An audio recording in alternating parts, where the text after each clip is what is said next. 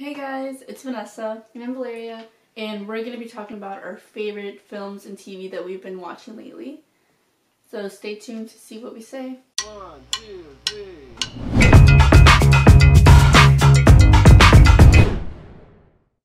So to get started, what I've watched recently, I watched a documentary called What Remains, and it's a documentary about Sally Mann, who's a fine art photographer. She currently lives in Virginia, and she's gotten a lot of recognition since the early 90s. Some of you guys might have recognized some photographs. We'll put them below. You just say it and put it up. We're gonna put up right here a photograph of hers. It's I think it's called Candy Cigarette, and it's of her daughter holding a fake candy cigarette, and it's just very popular, black and white. I thought it was just a random little girl. It's either that or it's I remember this magazine said it wasn't I don't know. I think it might have been a relative. Anyways, she's known for her series on her kids in medium format. What is medium format? It's a different medium because it's film, and then there's different cameras for it. Medium format. Isn't it a really big one? Yeah. I got to use one for class. Our teacher showed us how to use it. It's a very slow process. I recommend if you're interested in learning about different artists and their process to watch it. So for my favorite film that I've been watching, or that I watched, is Paris, Texas, which is directed by Wim Wenders. And it's kind of a classic for everybody. I feel like everybody knows the film because of some specific shots from the movie of the female character and her hair. And but yeah, I think it's a very known film for people that like to watch movies. It's one of my favorite films now, I think, because it was I'm not really a big fan of Western movies, but I feel the way that the director went about this, making it a road trip movie, was a lot more entertaining and more fun to watch. And I also just really liked the cinematography of it. And the DP, Robbie Mueller, what am I saying? But the way that he shot it was pretty much how I would want to shoot stuff. And I like his process of how, I read this interview that he did, and he talked about how he doesn't really plan out it a storyboard, a shot list. He kind of just wings it. I think the film is just one of my favorites now because it was just When was that made? It was 78, I think. But it's just made me realize that I like a lot of movies that are in California, landscapes, Southwest, that area. It's just really beautiful to me, so I'd want to go there. There was this long scene of him talking on the phone to her about why he left and why she left. I don't know, I think it's a really good movie about mother and son. Towards the end, there's a good scene about the mom and the son reuniting. Cool. For me, a TV show that I've watched is, I'm pretty sure a lot of people know this one because it recently came out in February. High Fidelity, with Zoe Kravitz. I really enjoyed all the musical references in the show. And the fact that it's set in Brooklyn, New York, and they work at a record store. It kind of just, I guess, romanticizes that lifestyle in a way, but it kind of makes her relatable in the sense of her life and what she's going through. So yeah, I recommend watching that and listen to the soundtrack as well. I think they have it on their Spotify playlist. I found a lot of good songs on. Yeah, I made a whole playlist of songs I liked from that. Yeah. Next favorite film that I watched this a few nights ago because it was on Mubi, which is a streaming platform. It's pretty cool actually. I think if you're a student or you're in film school, I think you need to be in film school. I'm not sure, but if you have a school email, you can get a free subscription pretty much until you graduate, and you can watch. It's camp. Yeah, but it's not they only have a select films, a certain amount. You can only watch them between 24 hours or a week. Which is how I found this one. Is Emma by Pablo Larraín, who's a Chilean director. But yeah, I think it was so weird, so bizarre. There's a lot of orgy scenes. I think the main actress, Mariana Di Gallardo, I think she's Italian, but she gave like a really good performance. Like she pretty much owned it. She's a choreographer. In the movie? Yeah, she's a choreographer. She's a dancer, and she's married to Gael Garcia, who's her husband, and he's like also like a teacher, or dance teacher. So he teaches her how to dance, and he has like this whole group of women and men that dance with them. It was just fascinating because it was following them to who they gave up their son that they adopted after finding out that he I think he burned her sister on fire. Beautiful cinematography. Valparaiso, like in Chile, was such a good place to like film it. There's something about like art house Latin American movies that I really like because it's like they film it in such like an elegant way that you're kind of like looking into a world that you didn't really expect. Overall, really good movie. Yeah, if you want to get into Latin American movies, maybe try looking at Pablo Larraín's filmography. So for me, I watched a film recently, well, a couple weeks ago, called The Florida Project. You guys might know it. It's on Netflix, I think. It has William Dafoe in it. But he's a really cute character. Just like as this like your father figure for these little kids in the hotels. I guess it just surrounds the life of people who live in hotels or something. I mean, it's just like in like lower class poverty. Yeah. I don't know, hotel is a motel. A motel, that's what I meant. Yeah, I forget. Yeah. Oh, I could say that was Zach and Cody. No, I thought it was the visuals. I thought they were really good. I don't know. I'm just thinking of like a trivia facts that they put on the Amazon. No, I'm. Who directed it? I forgot the name. I'll find out. I don't. It's just, he's someone recently. Oh, he did Tangerine. Sean Baker. I just like the colors of like the motels and how they would like if you look at a screen grab of the movie, like you would think like, oh, that's an aesthetically pleasing like photograph. It clearly passes that, you know. So right, my brain goes to photography. Yeah, movies. Well, the cinematography, but yeah. I mean, adding on to that, I think I read piggybacking. I read a review of like a friend of mine that I follow, and she talked about like the themes of like because the main character, she's a white woman, she's like a stripper, and there was like some commentary about if it was like black women, like there was just racial tones about like, oh, you know how this kid's like treated bad, but the mom is also struggling. But if it was like black mom, it'd be a little different. She did so many like good things. Like yeah, it pisses me off. Like a white woman could get away with it. Is kind of yeah. What she was stating in her like review. Mm-hmm. But that's enough politics. Racial politics for this channel. Yeah, for one of my other movies that I've been watching or that I've watched lately was Okja by Bong Joon-ho, who did Parasite, which was phenomenal. Everyone knows how good that was. This was like, I don't know how old this was, but seeing Jake Gyllenhaal in this, playing this weird, like, leader of like this company, it was just so weird. Who let him be in this? Like he played such a weird character. I never expected him to play like some like Doofenshmirtz type of character. Like that's like, yeah, that's how I saw it.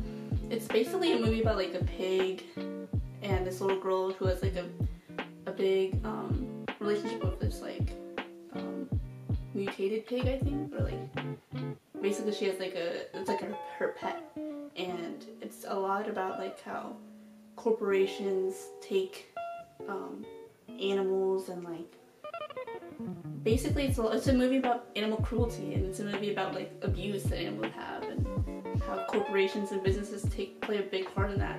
So I think the movie did a really good job just having like subtle but also explicit political commentary about like these kind of topics, which is what I think the director Bong does really well in all his movies. So yeah, it's a heartwarming story, and I think I've heard a lot of, I think one of my friends, I don't remember who, but they said like it made them vegan because it was like that movie about animal cruelty. So it's a good movie for activism. That's my activism for the day. Just watch Okja. Yeah. film that I watched for class as well, which was like the longest movie I've ever watched, is 2001: Space Odyssey, Kubrick. Yes, I'm mentioning a Kubrick film for this segment, as you should. I don't even know how to go about like, talking about a Stanley Kubrick film. Yeah. It's a lot to process. The beginning is like so slow. Yeah, it was really slow. It's a but slow I enjoyed kind of the slowness after a while. Yeah, But it's like Lucas's favorite film. it makes you think about like just humanity and like AI. a lot of the things that kind of happened in the movie. Like I don't even remember when it was directed. I think it's 1978 or something. Yeah, it was pretty old. But a lot of the stuff came true. Like now, like we have voice recognition and stuff like that. And It's pretty crazy. yeah, and the colors in general in the film. Everyone knows the set design. It's pretty good. Yeah. We'll add some screen grabs here for you to watch it. You've already probably know. seen it. Before we judge you for not watching a Kubrick film. Yeah. We're film bros. Cinephiles. Cinephiles. Let's see. So, oh yeah. I think this movie just came out. It's called The Half of It. It's like directed by Alice Wu, who directed Saving Face. So I think she's Is that the one with like the Latinx lovely? yeah, it's like an Asian girl and then like she's gay. It turns out like she's writing love letters for this guy friend, and she ends up falling in love with the girl she's writing these letters to because To help out? yeah, to help the guy out. She did a really good job just like portraying gayness on film, in a film basically. I mean, her other film, Saving Face, which is like from the 2000s, I watched that. I was on the Prime, and that movie I think was a little bit better than this one, but the half of it was pretty good. It was like a chick flick, not even a chick flick. It wasn't even a romance. Like she didn't even classify it as a romance. It's a coming of age story, which yeah, it is. But arguing with yourself. I mean, yeah, it's a representation for gay people, gay and characters. There's also like this thing with gay movies. It's like yearning. You know, it's like talking to my boyfriend about this. It was like gay movies are about like the yearning part of wanting somebody, and when it's like a guy on girl relationship, it's like there's maybe yearning if it's like a soft boy character, but it's like mostly gay movies are like about the yearning. Yeah, I think this movie would do wonders for people that are Asian and are gay. Just a good film to have. Representation. But yeah. Oh, and Hentified. We watched it, I think. Yeah. What did you think? It wasn't like that good. But Yeah, Latinx representation, Mexican. We're all Mexican here.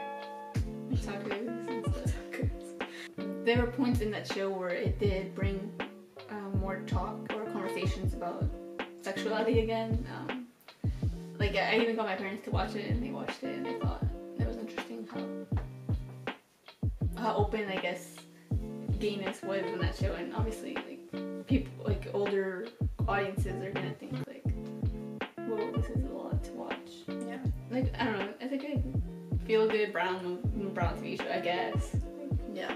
We could do better. We could do better. We could definitely expand on the brown narrative, but bye-bye. Let me repeat this. We could definitely expand the brown narrative from besides Mexicans. LA. Not to like downplay it, but Yeah. like bully or criticize. But No, we can have criticism and also like it. Like, Yeah. we can have it too. It's not one and one. I think if we want to have good, like, Latinx stories, we need to go outside just the Mexican narrative. Well, Little Fires is a TV show that I watched. It's with Kerry Washington and Reese Witherspoon. If you've seen Big Little Lies, you know how Reese Witherspoon can give that outstanding white woman performance.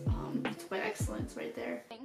There's all this pressure to be all of these things, to be fucking perfect, but I'm not. I'm not fucking perfect! Yes, you are! But she did really good. I liked where'd you watch it? It's on Hulu. There's like a lot of like tweets about like Kerry Washington and her like face. she makes. Like, it's like so distinct, and like they even got like the young actors who played her in the show to like mimic that same mouthing she does, which is funny. Yeah, the story is really good. I think it's like, I remember I told my boyfriend this, but it was like a movie about like motherhood and being a good mother. Like, that's literally the movie. I mean, the TV show premise. And you don't see a lot of TV shows or movies about motherhood. Big Little Lies maybe, but that's like, I mean, Lifetime is called. yeah, Lifetime is pretty much like all about mothers. Like TLC. I think everyone should watch it. It's like entertaining. Like, I was definitely hooked. Like, the story was hooked. It wasn't really funny. It was like kind of drama. It was like a movie. It's like a TV show about drama. Like Big Little Lies. Like, it's not funny. It's kind of just like white woman drama. I'm not really giving it up, but like Reese Witherspoon didn't really have a good relationship with one of her, like her youngest child, who's like this rebellious teenager girl that we always see in like TV. But she's also gay, so we have another gay character. But he applause track. Yeah. It was a really good show. I think anyone could be hooked about it with it. Yeah. I mean, just watch it. It's on Hulu. Yeah. Go watch Little Fires. Okay. 5 stars. 5 stars for every TV. And yeah, this is how like people rate things on TV shows, right? Like, oh yeah, on Letterboxd. Follow me on Letterboxd. Link in bio. Sally Man, I guess, would be a 5 out of 5 when it comes to like what you a good care about. A good art documentary or artist documentary. I think it's a 5 out of 5. Paris, Texas, 5 out of 5. It's one of my favorite movies now. That's a big thing to say. So where'd you watch it? It's on Canopy. That was like my third. That was like my 3rd or 4th time trying to finish it. Because I remember watching the beginning and I never finished it because I was starting to get bored because it was slow. But I mean, I like slow movies, but it took me a while to finish this one. It's really good. The next one I mentioned was High Fidelity, and that's a 5 out of 5. Watch it. If the only reason is for Zoe Kravitz, perfect, valid. Please watch. Yes, very good. Next one, Emma. 5 out of 5. I think people should watch a lot more Latin American movies, like foreign films. These are all just really good. Just obscure and also like weird stories like you don't really see often. Okja, a 5 out of 5 for its really good direction, really good innovative idea of a story. Because like when I first saw it, I was like, what kind of story is this? Like, what is this? Who would have thought? Who would have written this down? But Bong Joon-ho is like really talented, so I give it a 5 out of 5. Another film would be The Florida Project. I think I would give that, I guess, 5 out of 5. And yeah, I enjoyed the visuals. But in terms of plot, I think 4. Because, like, I don't know. Yeah. There's gotta be more to it. Like, it felt kind of the same thing for like an hour and 30 minutes. Okay, my next one is The Half of It, which is the one that recently came out. I'd say I'd give it a 4 out of 5. It was a coming-of-age story. We have gay representation, POC. I think what could have been better was there were moments where like didn't feel like it was developed. Didn't feel like it was given a whole lot. Yeah, I would just say that was my issue with it. For 2001 Space Odyssey, You can't give it like nothing below a 5. Okay, I was gonna just say 5 out of 5 anyways. That's what people at my school would say. Just if you are, it would be a 5 out of 5 for someone that's interested in watching like a 3-hour movie. Yeah. If not, it's not gonna be easily digestible. as the film bros say it. Oh yeah, I was talking about Little Fires, the TV show on Hulu. I give it a 5 out of 5. I think everyone's been talking about it too. It's like on Twitter, like we have conversations, like there's conversations about it. So it's like, it's not like it's not known. But the story was entertaining, hooked you in. There was depth, which was really good to see, like TV shows. Even Barry Jenkins like talked about the one episode of when it was just purely flashbacks, and it was really good. The performances were good. And Hintified, what do you give it? 3.5. Yeah, I would say the same. We need to change this brown narrative. Like, just make it a lot better. We can do better. Do better, sis. But yeah, it's good to see representation at one point. On Netflix, at least, like, on the front screen. So that is it for our film, TV ratings, and reviews for the month. We hope you guys enjoyed it. And stay tuned for more videos that we have coming up.